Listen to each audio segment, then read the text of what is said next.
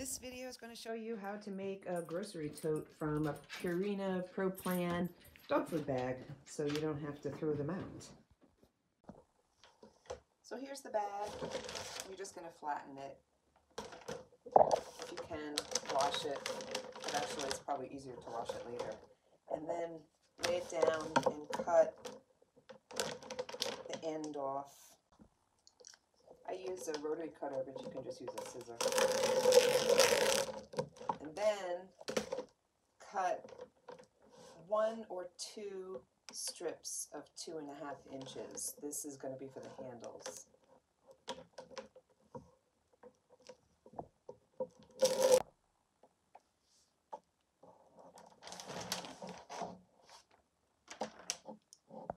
Okay, now we are going to start sewing. So the bag is inside out and it's clean-ish.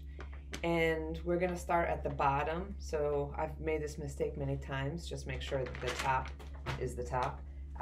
And draw a line, unless you're a really good eyeball sewer. I always draw a 2-inch line at the bottom.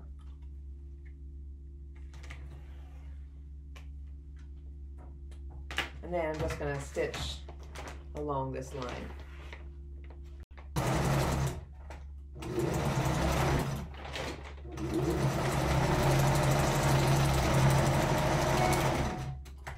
And now you're going to box the corners. This is what's going to make the bag sit flat.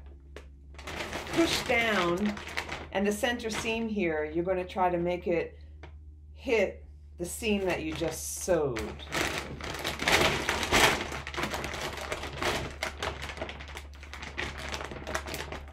And that's just so it's going to be fairly symmetrical. Because I make so many of these, I actually made a little card to use as a guide. I think it may be 4 inches or 5 inches from the center point, so like 5 inches tall. So I just put that on the corner and just run a line across the top.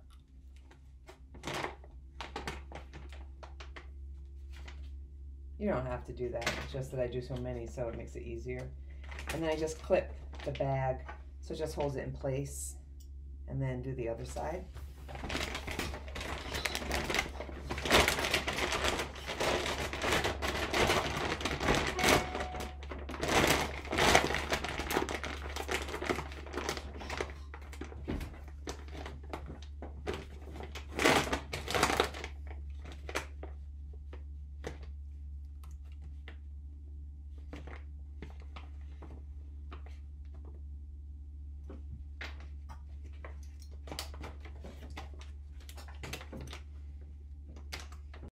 Okay, I moved my machine so you can see this.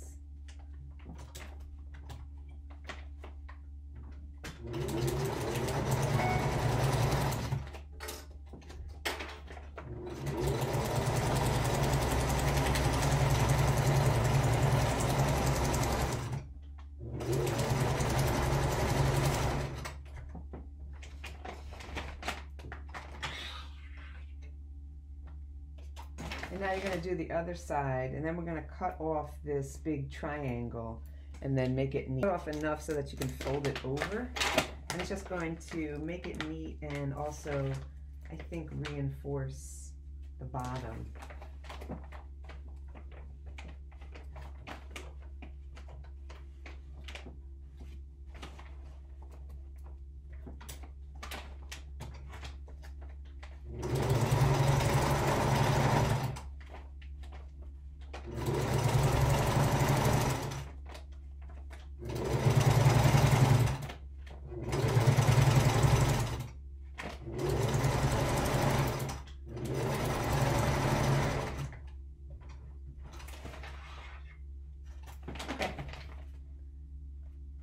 So now it looks like this. It's, I think, fairly solid. So now we're going to make the handles. So these are the 2 pieces that you cut off the top and the bottom, or maybe just the bottom. And you're just going to open them up. There's a seam somewhere, so you just open them up. I did wash these already, so it's a little, they're wet still. and you're going to put these two sides together, and you're going to run a stitch down one side of this to join them together. And I see I didn't do a great job cutting them, but it's okay, it's pretty forgiving. I usually just use the shoe as the width, so like the edge of the shoe will just be the edge of this, so I don't know what that is, like a half an inch or something.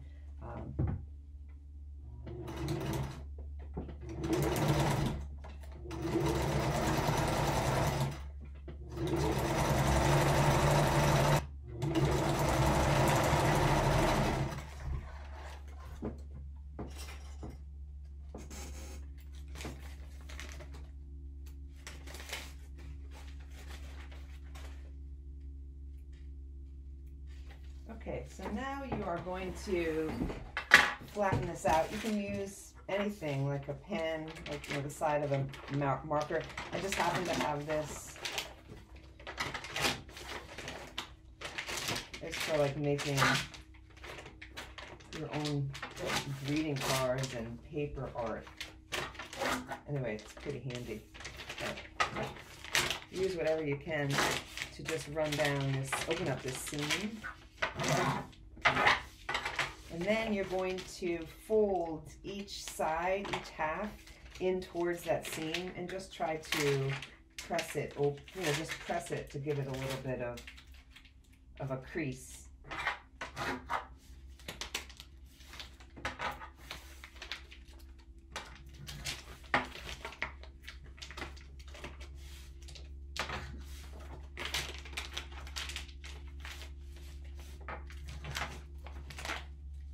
Problem with this material is it's unlike fabric or paper, and it doesn't really like to stay, but the crease helps a little bit. So you do both sides. Actually, this makes more sense.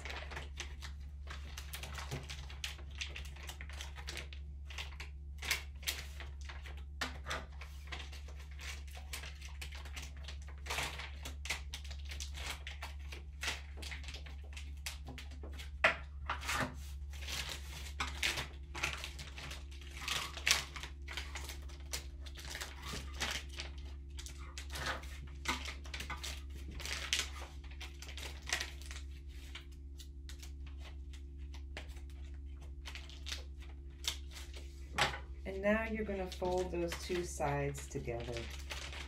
And this is going to be your, okay.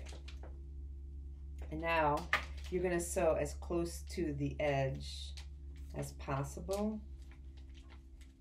unless your two edges are not really lined up. And then you're going to sew as close to the one that's inside, just so that it gets joined, okay? I guess that doesn't really make any sense, but anyway, sew these two sides together.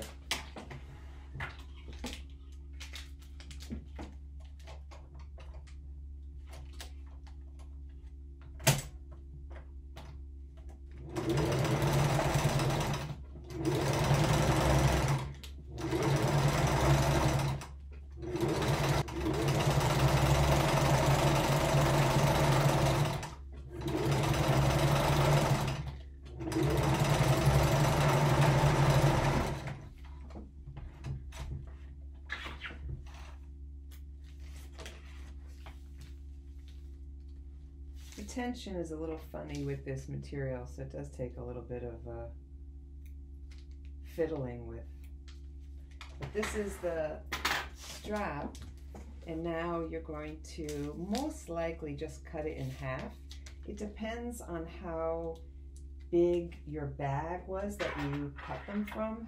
If it's a really small bag, you might just use that as one strap and make another one, cut another 2 strips, or maybe from another bag, whatever. So this is what you're going to use to make the straps. So they're fairly short. If you wanted them to be like a shoulder strap, then you would have to leave it uncut, and maybe that's too much, but that's why you're just going to have to see what is comfortable for you. So in any case, we're going to use these as 2 fairly short handles. So this is the last part. Just turn your bag the right way. And now we're going to fold down the top twice. So like maybe a ½ inch and then another inch. I usually do it one at a time. And it doesn't really like to stay. You have to sort of just try to make a crease and go all the way around. And then fold it down and clip it, otherwise it won't hold.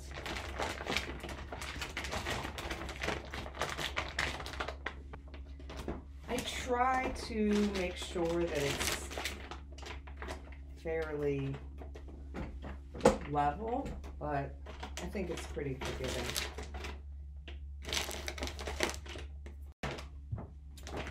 So now what I generally do is flatten the bag so I can figure out where to put the straps so that they're fairly even.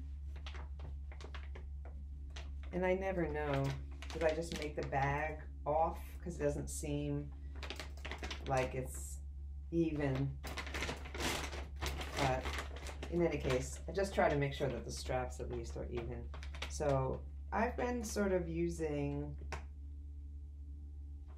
5 inches from the edge of the bag, but because I have it flat, opened out flat, maybe 7 inches from each side. We'll try that. We might have to adjust it. So 7 inches. And you're going to put the one end of the strap underneath the folds and just clip it for now so that we can adjust it.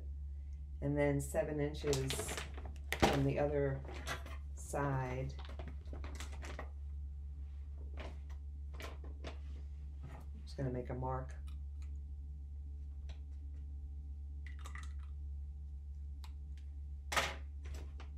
And you're going to bring your strap up. Just make sure before you actually sew it that it's the right way, so that when you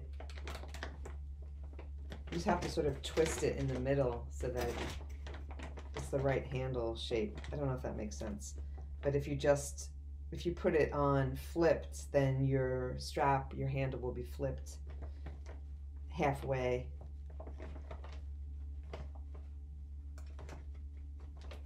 So I think that actually looks good. I think that's a good. So I think that's good. So what I'm going to do is staple it. I find after many different methods, this is the most efficient way of holding the strap. And I do have to pull the staple out while I'm sewing, but at least it doesn't move around, because if it moves around, then obviously your measurement is all off. So now I'll just do the other side. So now both handles are stapled inside the bag and they're facing down. And we're going to sew along the top and then fold the straps up. Take the staples out first, actually. Fold the straps up and then sew again along the top and the bottom, so you really anchor the handles in place. This is definitely the most challenging part of this entire project, because the material is rigid and you have to sort of constantly fidget with it as you sew around. And I've angled the machine in such a way that you can see it, so it's actually going to be a little bit more awkward. So let's see how this works. Okay.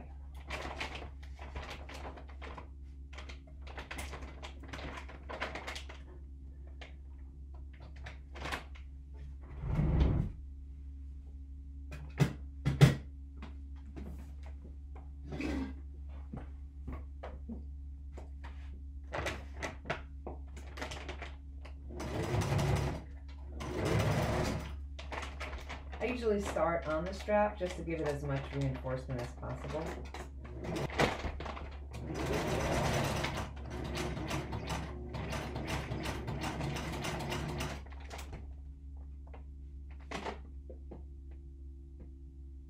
See, like right now, there's something weird going on. I don't know what's happening. The stitch got really loose. Let's see.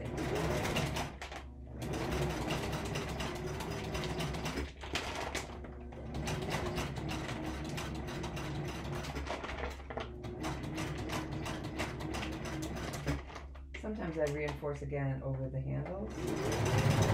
It's not that neat, but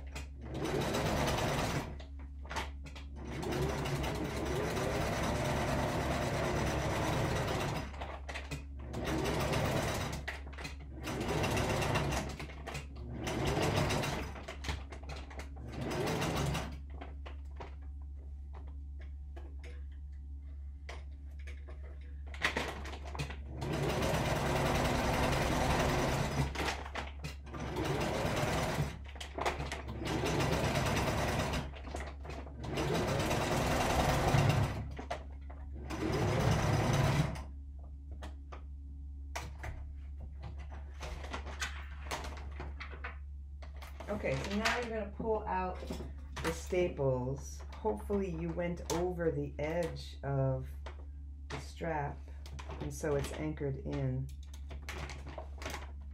I guess for that reason, maybe your first stitch could actually be along the inside. That way you know for sure that your strap was caught.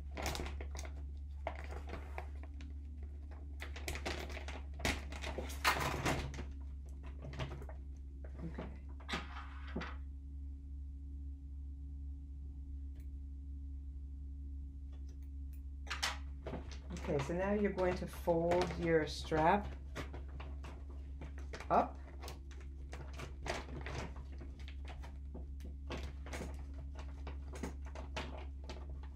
I don't know, I think I might staple this. This looks a little wiggly.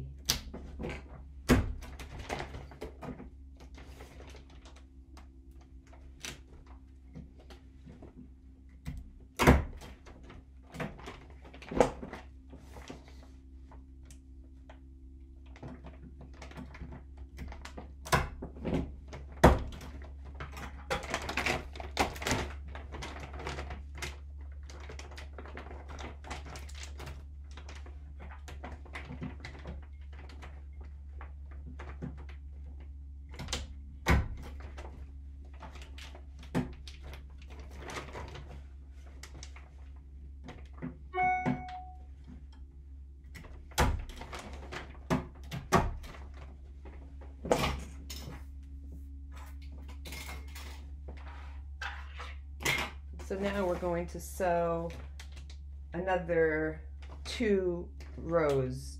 We're going to sew along the bottom and then we're going to go back along the top of the strap part just to reinforce it. I've tried to do X's and it is possible, but it is super fiddly and you end up having to like scrunch your bag all up to get it under here. So if you don't mind, you could do that. It will be secure, but I don't think it's necessary.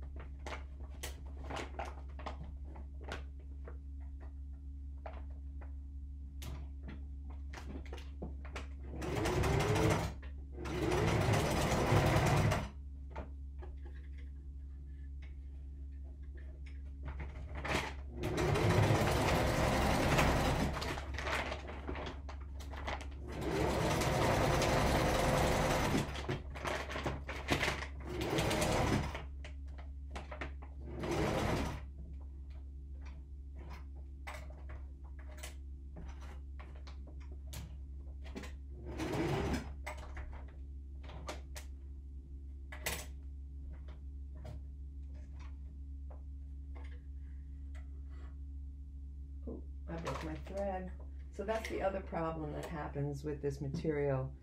Depending on your machine, I'm currently just using this Singer. I have an old vintage machine that is definitely a lot more heavy duty, but it's not perfect. You have to end up just fussing with it. I realized what the problem was right here. It is folded several times, so it is thick, but there's also the adhesive that makes it difficult to slide over. So sometimes when I'm having a problem with that, I take a piece of tissue paper and just put it between the shoe and the bag so that it slides easier.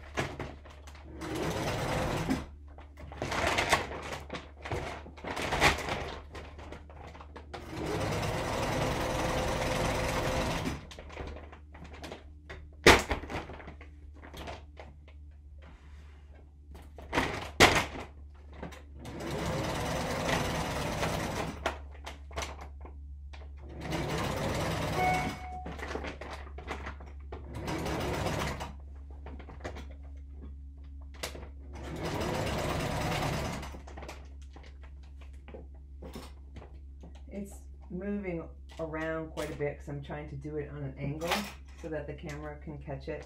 I think I'm actually like right in the middle of the strap now. So I had to take out the staple because that's where the staple was.